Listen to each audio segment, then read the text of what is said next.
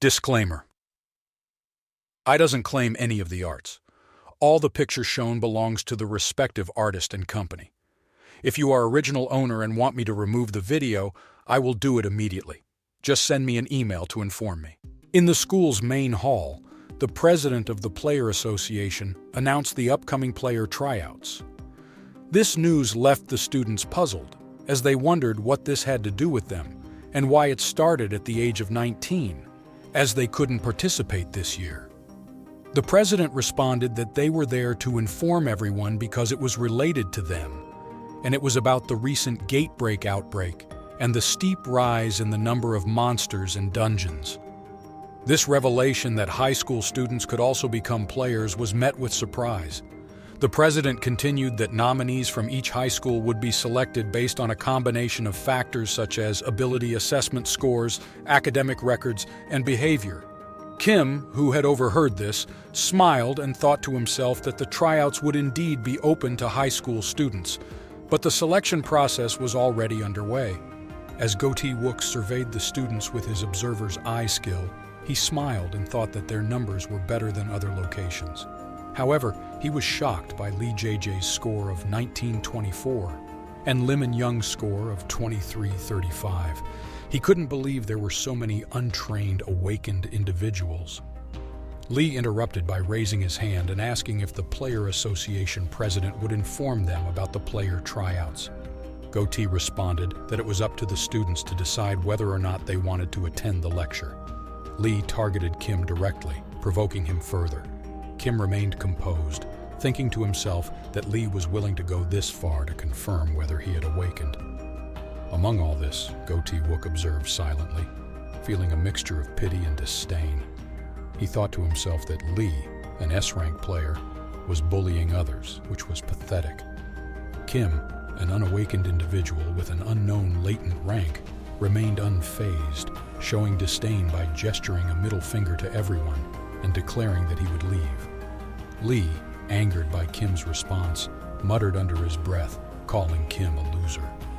Meanwhile, Goatee was amazed by what he saw with his skill, a godly white figure inside Kim, and a terrifying score of 5,096. As Kim left, he thought that he would spend the rest of the day looking for clues about the king. In the school library, Kim wanted to find something about the king by reading the writings and documents in the school. It was at this time that Lee's men came to Kim, and they told Kim that Lee wanted to have talk with him. But Kim refused to go. Hearing this, Lee's people threatened Kim and Kim's aunt and said that they were going to take him by force. Upon hearing this, Kim attacked Lee's men. In the next scene, we see that an explosion occurs in the school library, and the library is torn from its place. All the bookshelves in the library have been broken and destroyed, and Kim grabbed the bully's neck and lifted him off the ground, and Kim was choking the bully. We find Lee Jing and his bodyguard. An agitated Kim Toon enters, provoked by a threat Lee Jing made against his family. The bodyguard, an A-rank individual, is surprised by Kim Toon's resilience against his status-altering abilities, hinting at Kim Toon's potential A-rank status. Lee Jing, with a smirk, acknowledges Kim Toon's awakening and proposes a discussion. Lee Jing approaches Kim Toon, admitting his harsh words but clarifying his intentions are not harmful. He reveals his ambition to recruit Kim Toon for a guild he plans to establish after inheriting the Tion group, acknowledging he needs support to succeed. Kim Toon's response remains a mystery as he stays silent. Lee Jing emphasizes the need for exceptional talent, not mediocrity, and directly challenges Kim Toon, who responds with laughter. Lee Jing extends an offer for Kim Toon to join him, promising wealth, honor, and a better life for his family.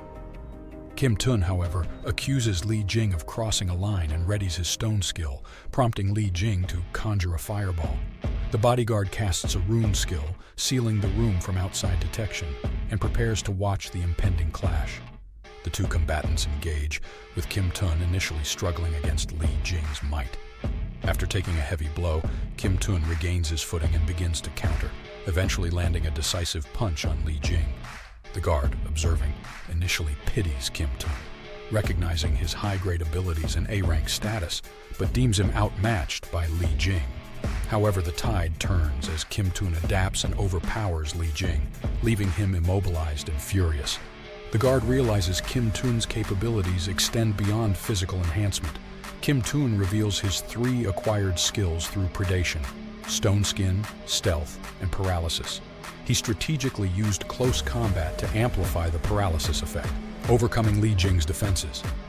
As Kim Toon approaches the incapacitated Li Jing, the guard acknowledges Kim Toon's superior combat intelligence. Refusing defeat, Li Jing activates a powerful crystal, transforming into a monstrous figure, and challenges Kim Toon to continue the fight. Thank you for watching this video until the end. Stay tuned for the next chapters.